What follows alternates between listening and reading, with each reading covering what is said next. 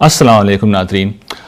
हम में से हर शख्स ये चाहता है कि उसकी ज़िंदगी खुशियों से भरपूर हो, ज़िंदगी में दुख ना हो, ज़िंदगी में गम ना हो, ज़िंदगी में मसाइल ना हो, ज़िंदगी में परेशानियां ना हो। लेकिन जिस दुनिया में हम जीते हैं, ज़ाहिर है कि वहाँ पर इन चीज़ों से बचना मुमकिन नहीं है। जो चीज़ मुमकिन है और जिसको हम आज भी सीखेंगे, इससे पहले भी सीखते रहे हैं, वो ये आर्ट है कि अपनी ज़िंदगी में आने वाले मसाइल से किस तरह नबर्द आज़मा हुआ जाए, किस तरह परेशानियों का, मुश्किल हालात का सामना किया जाए, किस तरीके से अपने ज़हनी सुकून को बाकी रखा जाए।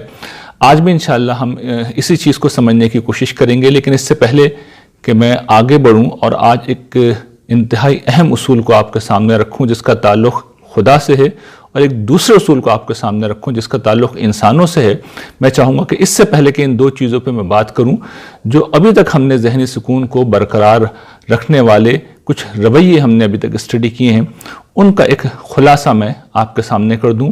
अभी तक हम 7 उसूल पढ़ चुके हैं और ये इस वक्त आपके सामने स्क्रीन पर आ रहे हैं।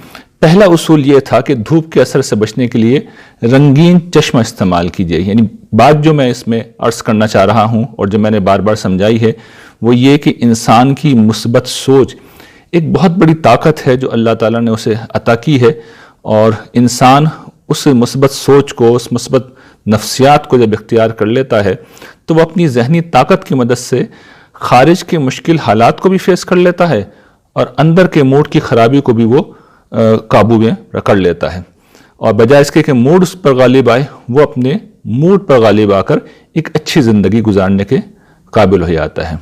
जो दूसरा उसूल हमने पढ़ा था वो ये था कि खुशी और सुकून को गारत करने वाले लोगों को नज़रअंदाज करना सीखें। देखिए, ऐसा होता है कि ज़िंदगी में बहुत से लोग होते हैं जो हमारे लिए मसाइल पैदा करते हैं और हमें ईज़ा देते हैं। हमारा तरीका अगर इंतकाम का है, बदले का है, तो हम गोया के नफ़रत की नफ्सियात में मुस्तकिल तौर पर जीने लगेंगे। और नफ़रत एक ऐसा तेज़ाब है जो सबसे पहले उस बर्तन को जलाता है जिसमें उसे रखा जाता है। तो अगर हम अपने अंदर नफ़रत को, रद्दमल को, गुस्से को, झंझलाहट को रखेंगे तो उसका नुकसान तो बाद में होगा। जिसने हमें तकलीफ़ दी है उसका नुकसान बाद में होगा, हमारा नुकसान हो जाएगा। तो हमें चाहिए कि लोगों को माफ़ कर दें, गुस्से को पी जाएं और ऐसे लोगों को नज़रअंदाज कर दें। ये हमारे दीन की तालीम भी है, बहुत बड़ा ये मकाम है। लेकिन दुनिया के पहलू से इसका बहुत बड़ा फ़ायदा है कि हम खुद ज़हनी सुकून में रहेंगे। जो तीसरी चीज़ हमने देखी थी वो ये कि लोगों से एहसान शनासी की तवक्को ना रखें। देखिए, मैं ये बात अर्ज़ कर चुका हूँ कि ज़िंदगी का जब सुकून गारत होता है तो उसकी एक वजह यह भी होती है कि जिन लोगों के साथ हम एहसान करते हैं, वक्त आने पर वो एहसान फरामोशी करते हैं या कम से कम एहसान को भूल जाते हैं।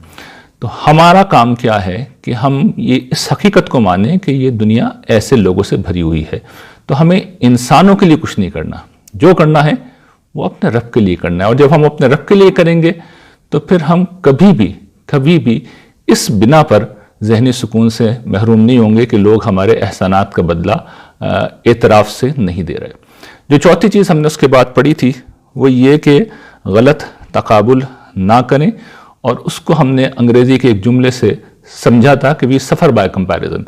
यानी हमें गलत कंपैरिजन करते हैं, हम अपने से हमेशा बेहतर लोगों को देखते हैं और फिर हम तकलीफ़ का शिकार हो जाते हैं। तो मैंने सिखाया था, तवज्जो दिलाई थी कि सही कंपैरिजन करें, और वो कंपैरिजन है अपने से कमतर लोगों को देखें। दूसरी चीज़ मैंने ये अर्ज़ की थी, उसको भी अंग्रेज़ी में बयान किया था कि थिंक एंड थैंक।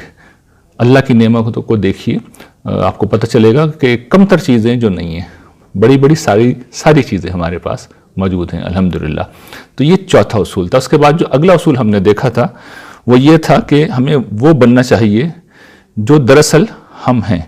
क्योंकि हमारा मसला ये होता है, हम ज़िंदगी में वो बनना चाहते हैं, अक्सर वो बनना चाहते हैं जो हम होते ही नहीं हैं। तो अपने आप को दरियाफ़्त करें, और उसका तरीका भी बयान किया था कि जो काम हमारे ज़ौक़ के मुताबिक है, जो सहल व आसान है, जिसके करने में मज़ा आता है, हम वो हैं। तो अपने आप को दरियाफ़्त करें और फिर उसके मुताबिक ज़िंदगी गुजारें। इसमें माश को नज़रअंदाज कर दें, इसमें शोहरत को नज़रअंदाज कर दें, अपने ज़ौक़ का काम करें। और अगर माश जुदा है तो फिर फारिग वक्त में अपने ज़ौक़ व पसंद का काम ज़रूर करें। उसके बाद जिस अगले उसूल को हमने स्टडी किया था वो ये था कि ज़िंदगी अगर ایک عدد لیمو دے تو سکنج بین بنا لیں. مطلب اس بات کا یہ تھا کہ محرومیوں کا ماتم کرنے کے بجائے ہر صورتحال میں کوئی نہ کوئی امکان ہوتا ہے، تو اس امکان کو دریافت کریں. اور کوئی امکان نہیں مل رہا، منفی حالات ہیں، تو ہم ان کو مثبت بنا سکتے ہیں. یہ ہماری سب سے بڑی انسانی خصوصیت ہے، ہمیں اسے استعمال کرنا چاہیے. اس کو بڑی تفصیل سے میں نے بیان کیا تھا. اور آخری اصول جو ہم نے پڑھا تھا وہ یہ کہ خود غرضی کے بجائے دوسروں کی مدد کے اصول پر زندگی گزاریں. دیکھیے، انسان جب دوسروں کی مدد کرتا ہے تو اسے حقیقی معنوں میں خوشی ملتی ہے، اسے سکون ملتا ہے، اسے عزت ملتی ہے، لوگ بہت عزت کرتے ہیں.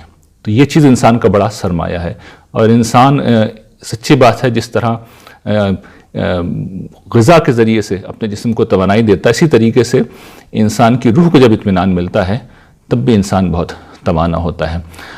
آج کی گفتگو میں ہم ایک ایسے ہی اصول پہ اب بات کریں گے جو کہ 8واں اصول ہے، جو حقیقی معنوں میں ہر پہلو سے ہمارے اندرونی وجود کو، ہماری ہستی کو بے پناہ طاقت دیتا ہے، بے پناہ توانائی دیتا ہے.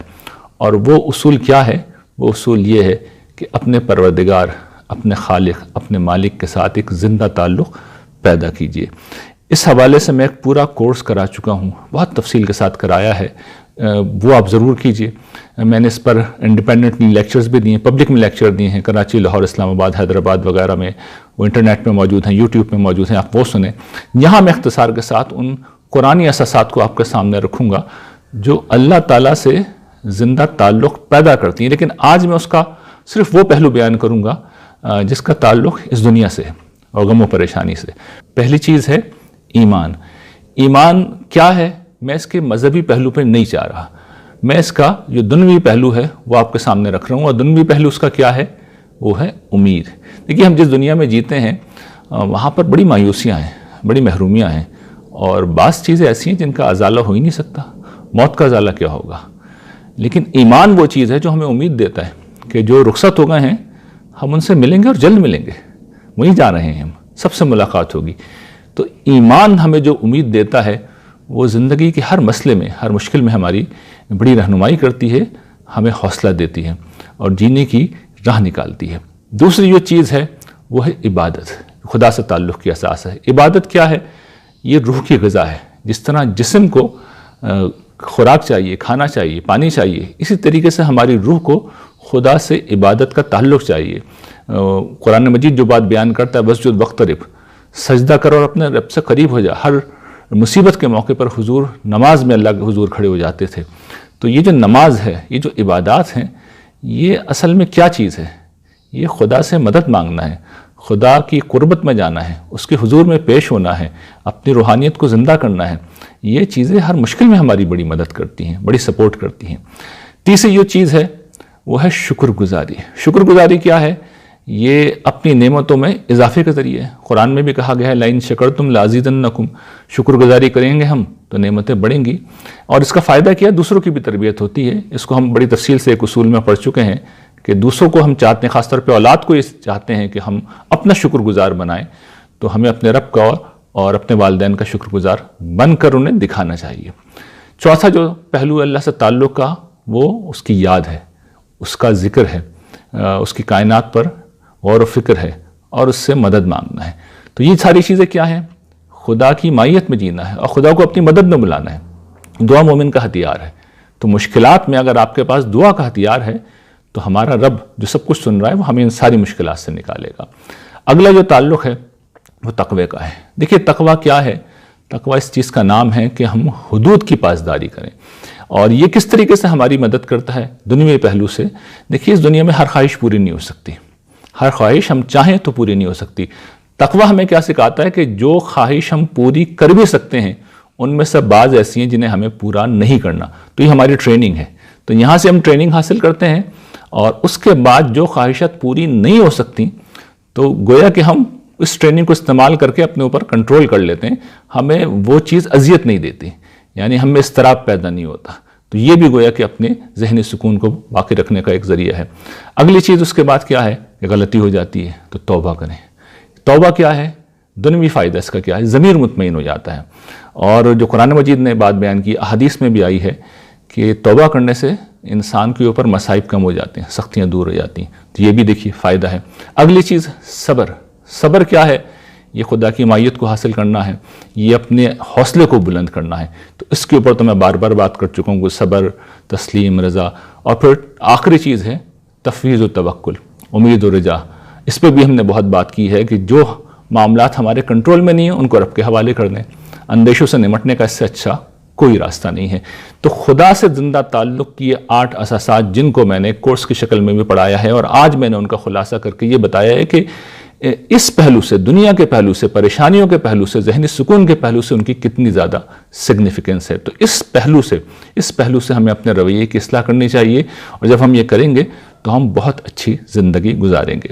جو ایک دوسرا اصول، یعنی یہ تو اصول تھا جس کا تعلق خدا سے تھا، دوسرا اصول جو آج ہم پڑھیں گے اس کا تعلق انسانوں سے ہے، اور وہ ہے تنقید کا سامنا کس طرح کیا جائے. دیکھیے یہ جو تنقید ہے یہ ایک تلخ گھوٹ ہے جسے کوئی نہیں پینا چاہتا، مگر حقیقت یہ ہے کہ یہ شر میں پوشیدہ ایک خیر ہے. یعنی ہم کیا کرتے ہیں کہ تنقید کے موقع پر درست رد عمل کا مظاہرہ نہیں کرتے، اس لیے کہ تنقید کسی کو بھی پسند نہیں ہے. یہ ہماری انا کو ہرٹ کرتی ہے. سامنے والا یہ بتا رہا ہوتا ہے کہ تم نے فلاں کام غلط کیا ہے. تو جب ہم یہ رویہ اختیار کرتے ہیں اور تنقید کے موقع کے اوپر ہم درست رد عمل کا مظاہرہ نہیں کرتے تو ہم اپنا نقصان آپ کر رہے ہوتے ہیں. اس کی وجہ یہ کہ تنقید اگر درست ہے تو ہماری دنیا کا فائدہ ہے، ہم اپنے آپ کو کریکٹ کر کے بہتر ہو جائیں گے، اور اگر تنقید غلط ہے تو ہماری آخرت کا فائدہ ہے، اس لیے کہ ہم صبر کریں گے اور اجر کمائیں گے. تو تنقید کو اس پہلو سے آپ دیکھیں گے تو یہ شر نہیں ہے، یہ خیر ہے. اور اسی حوالے سے میں اپنے رسالے میں ہر مہینے کوئی نہ کوئی کوٹیشن لکھتا ہوں اس کے سر ورق پہ. تو ایک دفعہ میں نے لکھا تھا کہ خوش ہونا ہے تو تعریف سنیے، اور بہتر ہونا ہے تو تنقید سنیے. یہی میرا رویہ. اس وقت بھی میں اپنے ایک ناول ادھوری کہانی کا ریویو کر رہا ہوں، تو میں نے اسکریننگ کے لیے لوگوں کو اسے دیا، اور لوگ تنقید کر رہے ہیں، جو دل چاہ رہا ہے تنقید کر رہے ہیں، زبان پر، گرامر پر، خیالات پر، ایکسپریشن پر، اسالیب پر. اور میں ویلکم کہہ رہا ہوں اس لیے کہ وہ میری اصلاح کر رہے ہیں. اور جب وہ پبلک میں جائے گی کتاب تو اس میں بہت سی کمزوریاں ختم ہو چکی ہوں گی، اگرچہ اصلاح کی گنجائش ہمیشہ رہتی ہے، لیکن یہ مجھے بہت بڑا فائدہ حاصل ہوگا. اور میری ہر کتاب میں مجھے ایڈوانٹیج رہتا ہے کہ وہ اتنی تنقید سے گزرتی ہے، درجنوں لوگ اس پہ تنقید کرتے ہیں، جس کے نتیجے میں پبلک تک جب جاتی ہے تو ایک بہتر چیز جاتی ہے. تو خوش ہونا ہے تو تعریف سنیے، اور بہتر ہونا ہے تو تنقید سنیے. اس کے بعد دیکھیے کہ جب تنقید ہوتی ہے تو عام لوگ کیا کرتے ہیں. دیکھیے عام لوگوں کا رویہ یہ ہوتا ہے کہ جب تنقید ہوتی ہے تو فوراً، اور عام لوگوں سے میں واضح کر دوں ہم اس میں سب شامل ہیں، فوراً کوئی توجیہ کرتے ہیں، تعویل کرتے ہیں، اپنی پوزیشن کلیئر کرتے ہیں، اپنے آپ کو بچاتے ہیں چاہے غلطی ہو. تو ایک کام ہم یہ کرتے ہیں. دوسرا ہم کام کیا کرتے ہیں، ہم عام طور پر کسی اور پر الزام لگا دیتے ہیں، یعنی اپنی پوزیشن بچانے کے لیے ہم ملبہ کسی اور پر ڈال دیتے ہیں. یہ عام طور پہ ہمارا رویہ ہوتا ہے. اور تیسرا رویہ ہوتا ہے کہ جب کچھ نہیں ملتا تو جو تنقید کر رہا ہے اس کے پیچھے لٹ لے کے پڑ جاتے ہیں. ہمیں غصہ آتا ہے، ہم انتقام لینے کی سوچتے ہیں، اس کے در پہ ہو جاتے ہیں، اس کو نقصان پہنچانے، اسے بدنام کرنے کی کوشش کرتے ہیں، اسے برا بھلا کہتے ہیں، ورنہ تعلقات تو یقیناً خراب ہو جاتے ہیں. تو یہ رویہ ہے جو غلط رویہ ہے. اب میں عرض کروں گا کہ صحیح رویہ کیا ہے، تنقید ہونے پر ہمیں کیا کرنا چاہیے. دیکھیے تنقید ہونے پر اصل میں ہمیں اپنا جائزہ لینا چاہیے، اور سیلف انٹروسپیکشن یعنی اپنی اصلاح کرنی چاہیے. تنقید کرتے وقت کوئی شخص، میں ایک سخت لفظ استعمال کر رہا ہوں، بکواس ہی کیوں نہ کر رہا ہو، ہمیں اس کی بکواس کو سننا چاہیے، اگنور کر دیں اس کے لہجے کو، اس کی سختی کو. ہو سکتا ہے وہ کوئی ایسی بات بتا رہا ہو جو واقعتاً ہماری کمزوری ہے اور ہمارا دنیا یا آخرت کا کوئی نقصان ہے. تو اپنا بے رحمانہ احتساب کریں، اس کی جگہ پہ کھڑے ہو جائیں، اس کے جہت جا کے کھڑے ہو جائیں، اپنے خلاف وکیل بن جائیں اور دیکھیں کیا چیز غلط ہے. اور پھر جب کوئی غلطی مل جائے تو اعتراف کریں. اعتراف بہت بڑی نیکی ہے. اور پھر اپنی اصلاح کریں. جو غلطی ہمیں نظر آئی ہے، جہاں پر معاملات کی اصلاح ہو سکتی ہے وہاں پہ اصلاح کیجیے، اس لیے کہ اصلاح کرنے کے اندر ہی ساری خیر ہے، ساری بھلائی ہے. تو کسی بھی حوالے سے تنقید کی جائے، یہ ہمارا رویہ ہونا چاہیے کہ اپنا جائزہ لیں، احتساب کریں، غلطی ہو تو اعتراف کریں اور پھر اپنی اصلاح کریں. اچھا، اس میں یہ بھی امکان ہے کہ غلطی ہماری نہ ہو، تنقید غلط ہو، تو پھر اس میں بھی دو رویے ہیں. ایک تو یہ کہ کوئی ایسا شخص تنقید کرے جو متعلق ہے، جو ریلیونٹ ہے، مثال کے طور پہ والدین ہیں، گھر والے ہیں، آفس والے ہیں، محلے والے ہیں، جن سے ہمارا روزمرہ کا تعلق ہے، جن کی کوئی اہمیت ہے زندگی میں، جن کا کوئی رول ہے، تو اس حوالے سے ہمیں کیا کرنا ہوگا کہ بہرحال ہمیں اپنی پوزیشن کلیئر کرنی ہوگی. تو اگر ہماری غلطی نہیں ہے تو ہم صحیح بات بتائیں گے یا اپنا زاویہ نظر واضح کریں گے. بعض اوقات غلطی نہیں ہوتی، زاویہ نظر کا فرق ہوتا ہے، تو اپنا زاویہ نظر نرمی سے، محبت سے واضح کریں گے. بعض اوقات سامنے والا اس وقت سن نہیں رہا ہوتا، بعد میں واضح کر دیں گے. بعض اوقات موقع نہیں ہوتا، بعد میں واضح کر دیں گے. تو اگر کوئی شخص اہم ہے، ریلیونٹ ہے، متعلق ہے، اپنا ہے، تو اس کے سامنے پھر ہمیں یہ لاہم اختیار کرنا چاہیے کہ اپنی پوزیشن کو کلیئر کریں اور یہ بتائیں کہ صحیح بات کیا ہے، اس وقت نہیں تو بعد میں. اچھا، بعض لوگ ہوتے ہیں جن کا زندگی سے کوئی تعلق نہیں ہوتا ہے، یا یہ کہ بندہ اپنا ہی ہے لیکن یہ کہ وہ اڑ چکا ہے، اس نے ہماری بات سننی نہیں ہے. ایسے دونوں موقعوں پر اگنور کر دیں، نظر انداز کر دیں، اور جو سامنے والا ہے اس کو جواب دینے کی کوشش نہ کریں، اس کے ساتھ مت الجھیں. کیونکہ دیکھیں، جس وقت آپ الجھیں گے تو آپ اس کو فیول فراہم کر رہے ہیں، اور جس وقت آپ سامنے سے ہٹ جائیں گے تو آپ یاد رکھیے گا کہ کوئی شخص ون سائیڈڈ ہوائی فائرنگ نہیں کر سکتا. آپ فائر کریں گے تو جواب میں آپ کے اوپر فائر آئے گا. تو آپ خاموش رہ کر سامنے والا جو شخص ہے اس کا اسلحہ ختم کر دیں. آپ اپنا اسلحہ استعمال کریں گے تو اس کا اسلحہ کبھی بھی ختم نہیں ہوگا. یہ بنیادی اصول ہے جس کو یاد رکھیے گا. اور یہ بات یاد رکھیے گا کہ یہ جو تنقید ہوتی ہے یہ بارش کی طرح ہوتی ہے. آپ اس میں گیلے ہوں گے، صرف ایک ہی شخص ہے جو گیلا ہونے سے بچ سکتا ہے. یہ وہ شخص ہے جو صبر کی چھتری، جو اعراض کی چھتری، نظر انداز کر دینے کی چھتری اپنے ہاتھوں میں لے. اور ایسا شخص جب بارش میں باہر نکلے گا، گھر سے باہر نکلے گا، تو اسے کسی پہلو سے بھی کوئی مسئلہ نہیں ہوگا. ہم تجربہ کر سکتے ہیں، جب بارش ہوتی ہے چھتری لے کے آپ گھر سے باہر نکل جائیں تو انشاءاللہ آپ گیلے نہیں ہوں گے. یہ تجربہ ہے. تو یہی معاملہ ایسے ناقدین کے حوالے سے کیجئے جو آپ پر بے جا تنقید کر رہے ہیں، تو آپ دیکھیں گے کہ ان کی تنقید آپ کا کچھ بھی نہیں بگاڑے گی. تو یہ کچھ بنیادی چیزیں تھیں جن کو آج ہم نے سمجھا ہے. ایک اصول کا تعلق اللہ تعالیٰ کے ساتھ تھا، دوسرا کا تعلق انسانوں کے ساتھ ہے. جب ان دو اصولوں کو ہم اختیار کریں گے تو انشاءاللہ العزیز ہمارا ذہنی سکون ہمیشہ باقی رہے گا. غم پریشانیوں کے باوجود بھی ہم ایک اچھی زندگی گزاریں گے. وآخر دعوانا ان الحمدللہ رب العالمین.